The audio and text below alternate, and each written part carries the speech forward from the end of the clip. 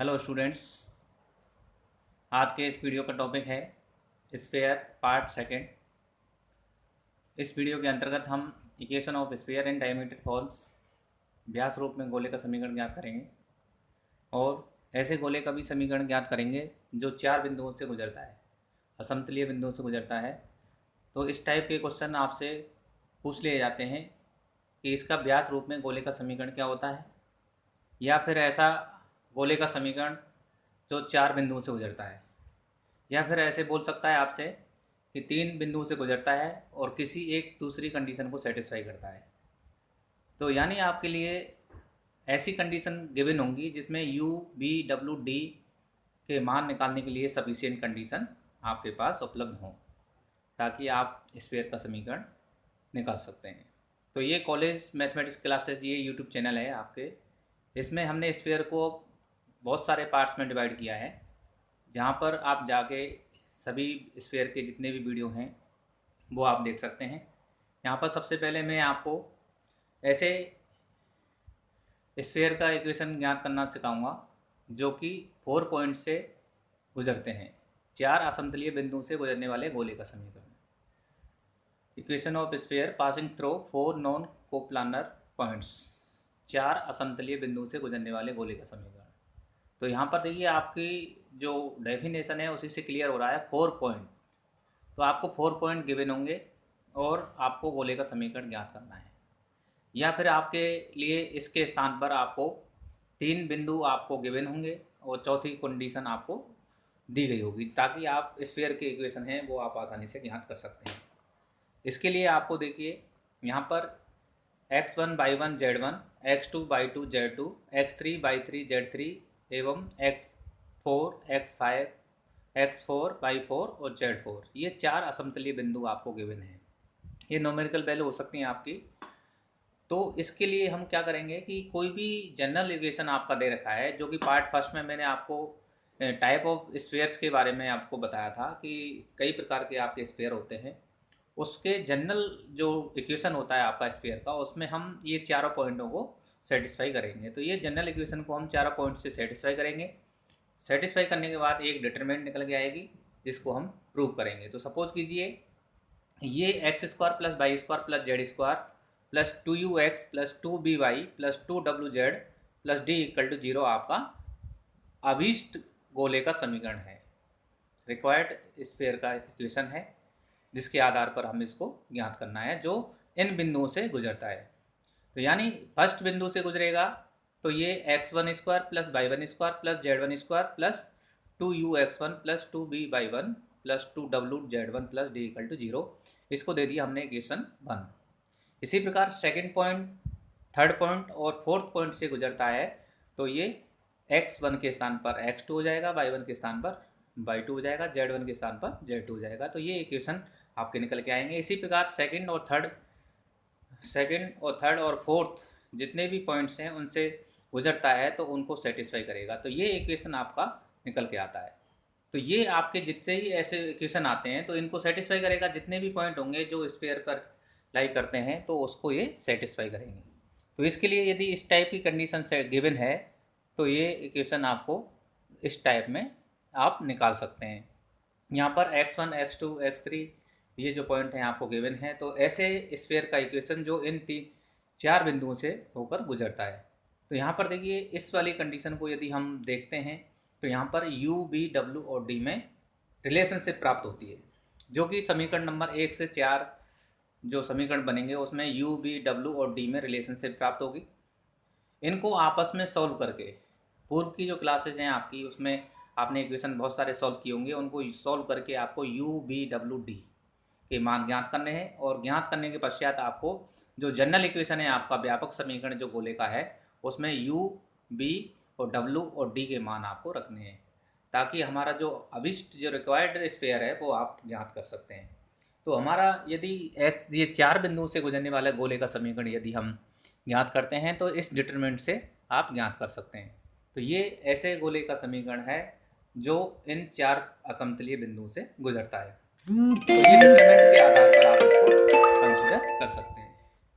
आप जब देखते हैं कि ये वाली कंडीशन यदि अप्लाई हो रही है तो आप उनको हम स्फीयर के रूप में देख सकते हैं। तो यदि आपको 4 पॉइंट हैं तो इस वाली कंडीशन से आप स्फीयर का मान ज्ञात कर सकते हैं। अब बात करते हैं एक एग्जांपल की। Find the equation of the sphere passing through 4 non coplanar points. तो यहाँ से देखिए इस पॉइंट को ये क्लियर करेगा। ओ ए बी सी आपके 4 पॉइंट हैं। इन असमतलीय बिंदु से गुजरने वाले गोले का समीकरण ज्ञात करना है। या फिर आपसे ये पूछा जाएगा कि इन बिंदुओं से, देखिए ये मूल बिंदु है आपका, ये A00 आपका एक्स एक्सिस पर काटा गया अंतःखंड है। ये आप भली भांति जानते हैं, मैंने आपको बेसिक कंसेप्ट के वीडियो भी, इसमें 2 बेसिक कंसेप्ट की वीडियो हैं, वो आपको बता रखे हैं, आप वो डाल रखे हैं college mathematics classes by doctor Jitendra Singh, वहाँ पर जाके आप देख सकते हैं। तो ये आपके A00 एक्स एक्सिस पर काटा गया अंतःखंड है। B का जो पॉइंट है 0B0 ये वाई एक्सिस पर काटा गया अंतःखंड है। और आपका C, ये C है आपका, तो यहाँ से आप कंसीडर कर सकते हैं। तो ये जो C का जो पॉइंट है आप यहाँ से ज्ञात कर सकते हैं। तो ये वाली जो कंडीशन है आप इसके अंतर्गत आप ज्ञात कर सकते हैं।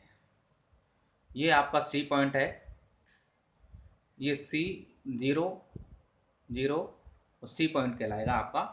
इसके आधार पर आप इसको कंसीडर कर सकते हैं। अब यहाँ पर ये चारों बिंदुओं से गुजरने वाले समतल को हम ऐसे भी कह सकते हैं। देखिए ए, मान लीजिए ये पॉइंट है A00 एक्स एक्सिस पर काटा गया अंतःखंड, ये B है, ये C है। यहाँ पर ये बिंदु इस टाइप में भी आपका एग्जाम्पल पूछा जाता है। एक प्लेन जो समतल है आपका OABC, यानी OABC आपका स्फीयर होगा और ABC आपका निर्देशीय अक्षों को काटने वाला आपका समतल होगा। तो इसके बारे में मैंने डिटेल में आपको बेसिक कंसेप्ट के जो वीडियो हैं वहाँ पे जानकारी दे रखी है, वहाँ पे जाके आप देख सकते हैं कि ये समतल भी आप इस प्रकार आप कंसीडर कर सकते हैं।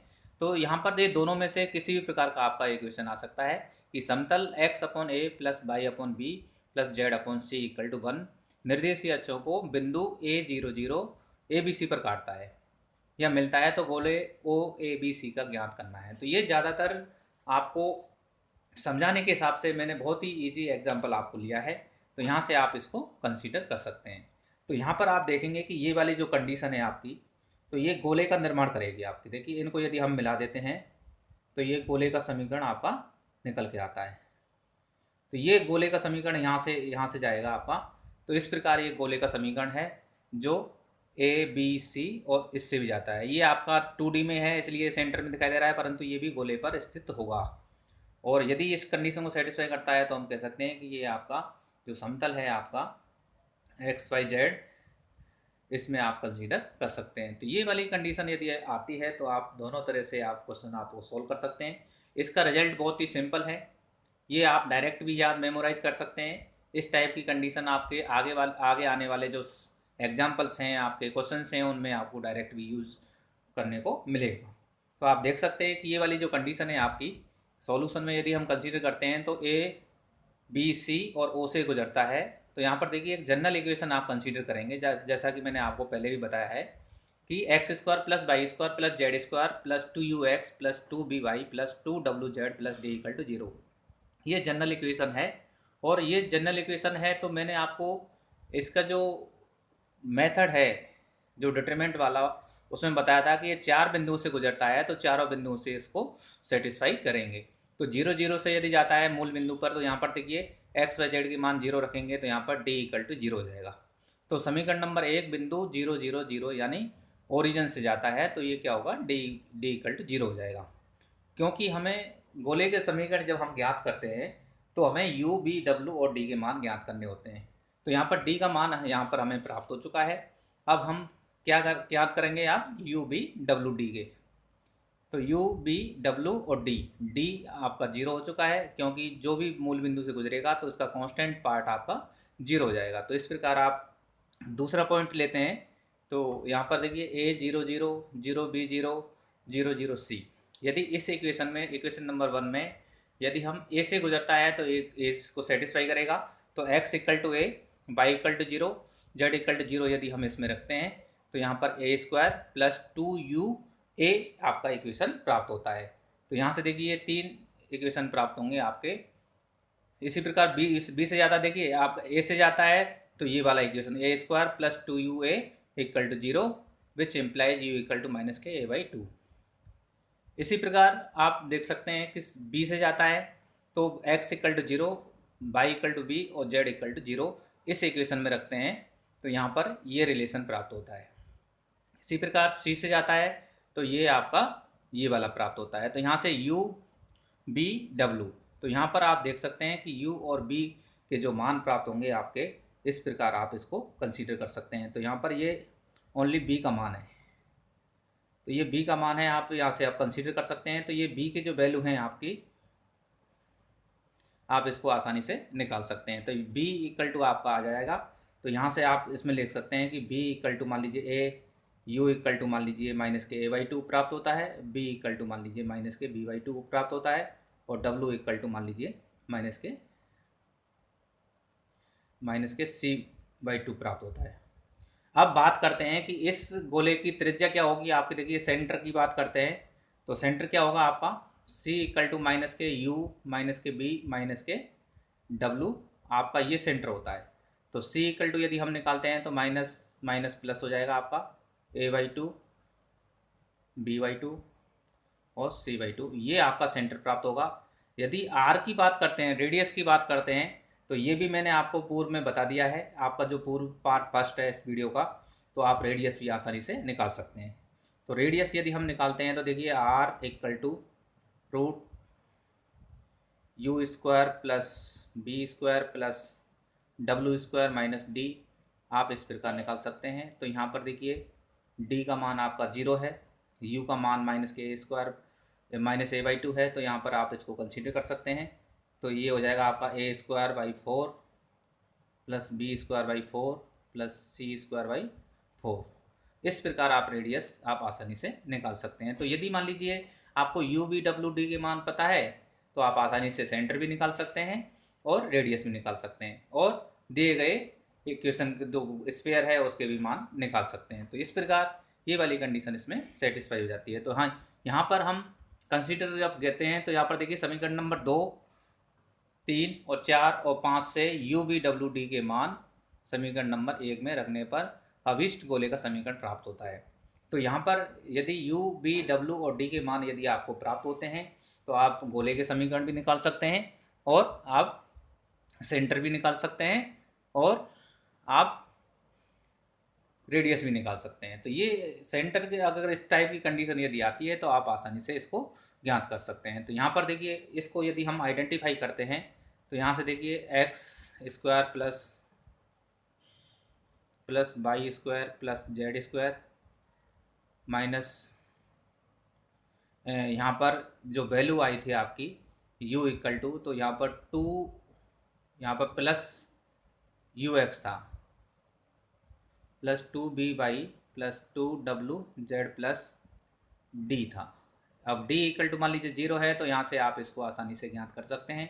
x² plus y² plus z² minus देखिए यहाँ पर a/2 है u की वैल्यू, तो 2 से 2 कैंसिल हो जाएगा, तो माइनस ax हो जाएगा आपका, ax माइनस by माइनस के cz, और दिस इज इक्वल टू 0। ये आपका उस गोले का समीकरण है जो निर्देशीय एक्सिस को आपका a0 a b c पर काटता है और मूल बिंदु से गुजरता है। तो इस प्रकार आप आसानी से गोले का समीकरण, गोले की आप केंद्र और गोले की रेडियस आप आसानी से ज्ञात कर सकते हैं।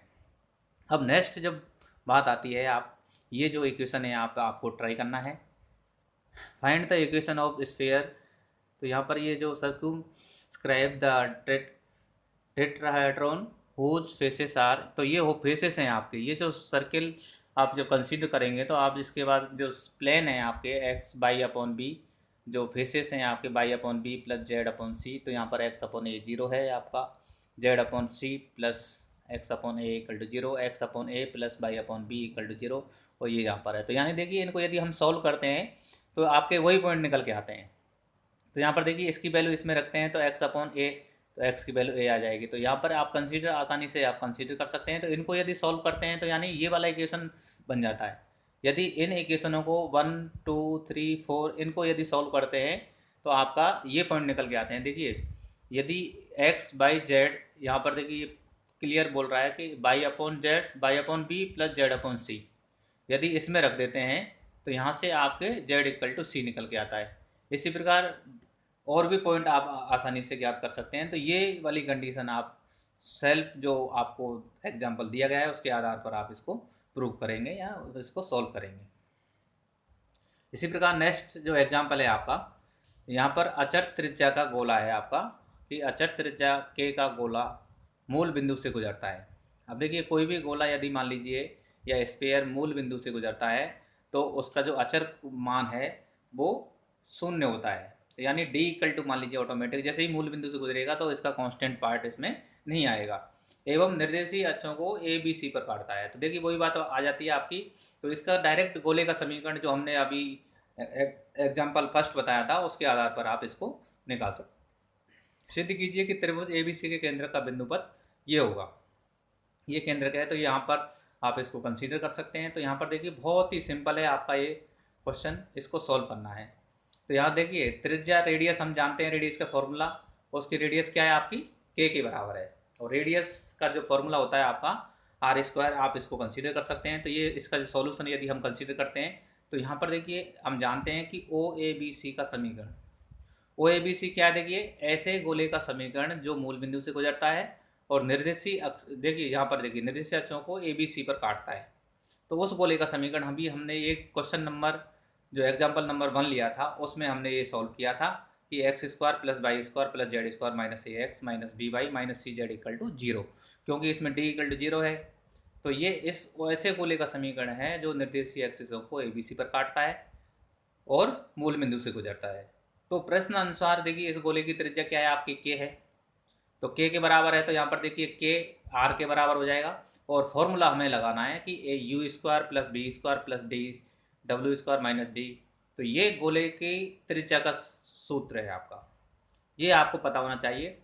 अब यहाँ पर देखिए गोले का समीकरण आपको पता है और गोले की त्रिज्या के दे रखी है। तो इसमें यहाँ से हम कंपैरिजन यदि हम कंसीडर करते हैं तो यहाँ से आप कंपैरिजन कर सकते हैं। तो यहाँ से यदि कंपैरिजन करेंगे तो यहाँ से देखिए यदि ये वाली कंडीशन यदि अप्लाई करते हैं तो यहाँ पर क्या हो जाएगा, अभी निकाला था आपने u इक्वल टू क्या आया था, मान लीजिए u इक्वल टू क्या आया था, यहाँ से 2u equal to minus A, तो which implies u equal to minus K A by 2।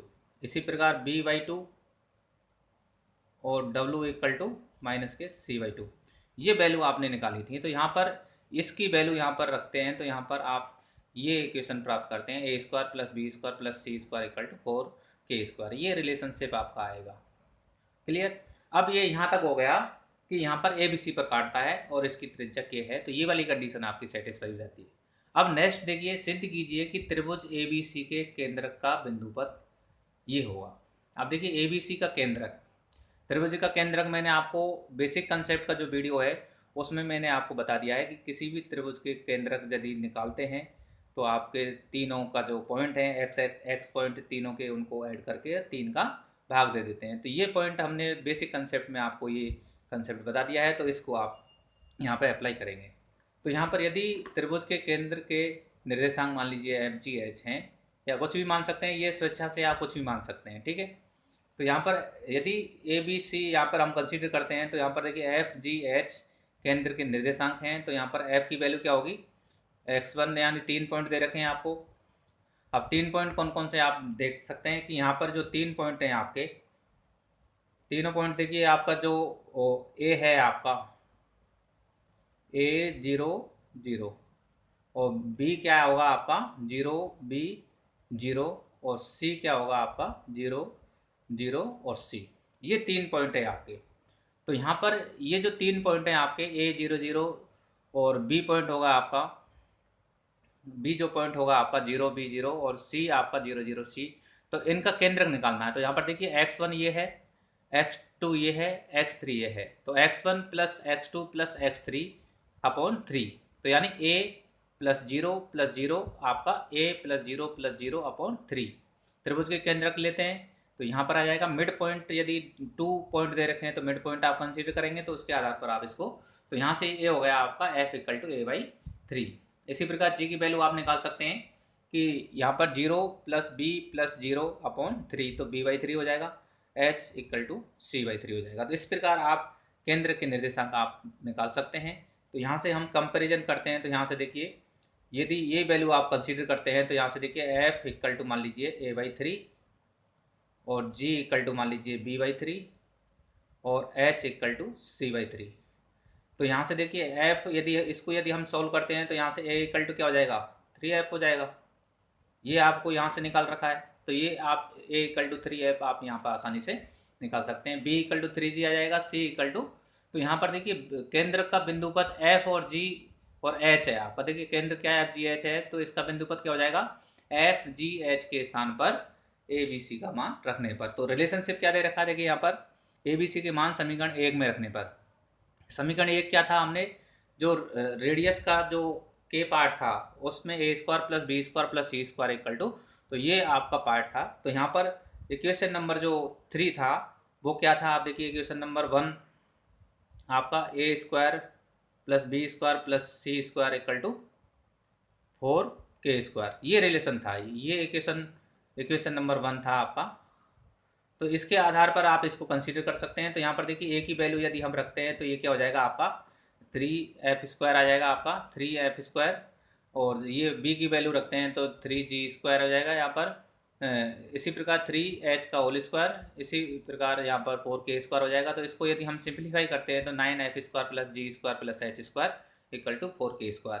यदि इसको और भी सिंप्लीफाई करते हैं तो हमारा जो रिक्वायर्ड है आपका उसकी कंडीशन को हम अप्लाई कर सकते हैं। तो ये आपका एग्जाम्पल है जिसको आप आसानी से सॉल्व कर सकते हैं। तो यदि आप college mathematics classes by doctor Jitendra Singh ये यूट्यूब चैनल पर आप हैं और आपने सब्सक्राइब कर लिया है, तो आपके जितने भी वीडियो हैं वो क्रम से चलेंगे। मैंने लेक्चर फर्स्ट, सेकंड, थर्ड इस टाइप में आपको दे रखे हैं। तो आपको जैसे इसको समझने के लिए आपको फर्स्ट और या इससे पूर्व वाले वीडियो आपको देखने पड़ेंगे, ताकि बेसिक कंसेप्ट यदि आपके क्लियर हैं तो मैं समझता हूँ आपको किसी प्रकार की कोई प्रॉब्लम नहीं होगी। तो आप इस प्रकार आपके स्पेयर से संबंधित जितने भी सवाल हैं आप सॉल्व कर सकते हैं। और मैं उम्मीद करता हूँ कि आप जल्दी से जल्दी आप बुक्स खरीद लें, ताकि हम बुक्स के आधार पर भी हम वीडियो में जो डिस्कस करेंगे उसके आधार पर हम क्लास लेंगे। तो यहाँ पर आप देख सकते हैं कि आपके पास बुक्स होनी चाहिए। वीडियो में हम आपको बेसिक कंसेप्ट क्लियर कराएंगे ताकि आपको किसी प्रकार की कोई प्रॉब्लम ना हो। और यदि इसके बावजूद भी यदि बुक्स आपके पास है और आप मेरे साथ स्टडी करना चाहते हैं तो आप आसानी से इसको कंप्लीट कर सकते हैं। कमेंट में जाकर आप यदि कोई प्रॉब्लम है उसको आप उसकी क्वेरी कर सकते हैं और उसके बारे में नया वीडियो अपलोड किया जाएगा। अब बात करते हैं equation of sphere in diameter form. ये बहुत ही सिंपल फॉर्म है कि व्यास, ये आपका व्यास दे रखा है। ये देखिए ये वाला P और Q को मिलाने वाली रेखा जो केंद्र से गुजरती है वो व्यास कहलाती है। तो equation of sphere if A B are the end point of the diameter. तो उस गोले का समीकरण ज्ञात करना है जिसके व्यास के सिरे ये पॉइंट हैं आपके। तो यहाँ पर देखिए व्यास यदि आपको पता है और व्यास के सिरे आपको गिवन हैं तो आप आसानी से गोले का समीकरण इस फॉर्मूले से ज्ञात कर सकते हैं। यदि ये फॉर्मूला आपने अप्लाई कर दिया तो डायरेक्ट ही आप गोले का समीकरण निकाल सकते हैं। यह उस गोले का समीकरण है जिसके व्यास के सिरे A और B है, जिनके कोऑर्डिनेट आपके x1 y1 z1 है और x2 y2 z2 है। तो ये इस प्रकार का ऐसा गोला है जो स्फीयर, आप व्यास जानते ही है कि जो जीवा, सबसे बड़ी जीवा जो सेंटर से गुजरती है वो व्यास कहलाती है आपकी। तो यहाँ पर इसको समझने के लिए एक एग्जाम्पल है आपका। देखिए A और B के कोऑर्डिनेट आपको 1 2 3, ये 3 4 5 A के कोऑर्डिनेट हैं और 1 2 3 आपके B के कोऑर्डिनेट हैं। तो यहाँ पर आप आसानी से निकाल सकते हैं। देखिए x minus x1 x minus x2 यानी x माइनस 3 और x माइनस 1। तो इसमें x2 क्या है आपका 1 है, इसमें x3 है। इसी प्रकार y1 y2 यानी y minus y1 y minus y2। तो y2 क्या है यहाँ पर 4 और यहाँ पर 2 है, तो यहाँ पर 2 आ जाएगा। तो इस प्रकार ये आसानी से आप इसको कंसीडर कर सकते हैं। तो इस टाइप के यदि सवाल आते हैं और आपसे पूछा जाता है कि ऐसे गोले का समीकरण जिसके व्यास के सिरे ये पॉइंट हैं, इसके स्थान पर कुछ भी आ सकता है, तो यहाँ पर इतनी पॉइंट हैं, तो इस फॉर्मूले को यूज करके आप आसानी से ज्ञात कर सकते हैं। एक एग्जांपल लेते हैं कि उस गोले का समीकरण ज्ञात कीजिए जिसके व्यास के सिरे ये है। तो इसको आसानी से आप ज्ञात कर सकते हैं। इसको सिंपलीफाई जनरल फॉर्म में भी कन्वर्ट कर सकते हैं। मैं इसलिए इसको एग्जांपल को दिया है क्योंकि ये सिंपल फॉर्म में आपको यहाँ पर गिवन होगा। कभी कभार डायरेक्ट यदि इस फॉर्म में आप लिख देते हैं तो कभी कभार आपका 1 नंबर का आता है तो आप ऐसे लिखिए डायरेक्ट, और यदि आपका थोड़ा सा 5 नंबर का आता है, आपके जो क्वेश्चन पेपर हैं वो आपको 3 सेक्शन में डिवाइड किया गया है, सेक्शन ए और सेक्शन बी। तो यहाँ पर आप देख सकते हैं जो क्वेश्चन पेपर है आपका सेक्शन ए, बी और सी, इसमें 10 क्वेश्चन आते हैं आपके। इसमें आपके 8 क्वेश्चन आएंगे। इसमें 4 × 2 यानी यूनिट आपकी 4 होती है। तो यहाँ से एक ही क्वेश्चन आपको करना होगा, इसमें से 2 करने होते हैं। तो इस प्रकार आप इसको कंसीडर कर सकते हैं। तो ये जो क्वेश्चन है आपके 10, ये छोटे छोटे क्वेश्चन होते हैं, एक एक नंबर के होते हैं आपके। तो इसमें डेफिनेशन वगैरह पूछी जाती है या कोई फॉर्मूला टाइप में आपका पूछा जाता है। तो इसमें यदि इस टाइप का इक्वेशन आपका पूछा जा सकता है कि ऐसे गोले का समीकरण जिसके सिरे ये है, व्यास के सिरे, तो आप डायरेक्ट इसको लिख सकते हैं। तो यहाँ पर यदि इसको सिंप्लीफाई करते हैं तो ये जनरल फॉर्म में आपका आ जाता है। तो यहाँ पर एक बार मैं आपको ये और बता देता हूँ कि ये रेडियस और सेंटर आप कैसे निकालते हैं। ये गोले का समीकरण है आपका, ठीक है।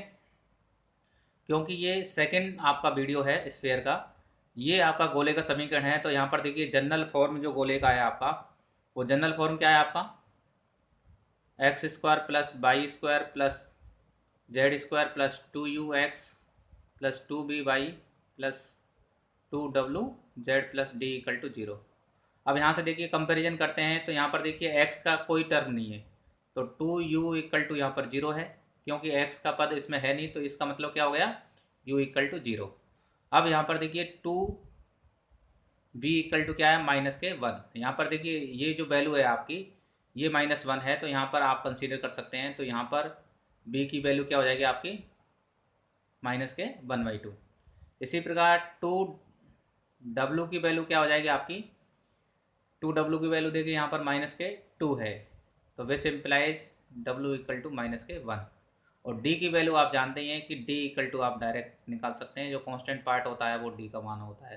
तो इस प्रकार आप इसको गोले का समीकरण आप आसानी से ज्ञात कर सकते हैं। तो यदि आपको केंद्र मालूम है और रेडियस मालूम है तो स्फीयर का समीकरण ज्ञात कर सकते हैं, और यदि व्यास के सिरे मालूम है तो आप स्फीयर का ज्ञात कर सकते हैं। तो इस प्रकार आप यदि इस टाइप के सवाल आते हैं तो आप आसानी से सॉल्व कर सकते हैं। तो इस वीडियो में आपको हमने ऐसे स्फीयर्स के इक्वेशन ज्ञात किए थे जो 4 बिंदु से गुजरता है, या फिर उसके जो व्यास के सिरे हैं वो उनसे गुजरने वाला स्फीयर का समीकरण है। तो उसके इस टाइप के वीडियो और देखने के लिए इस यूट्यूब चैनल को सब्सक्राइब जरूर करें, ताकि आगे आने वाले जो वीडियोज़ हैं आपको इस चैनल पर आपको उपलब्ध रहेंगे।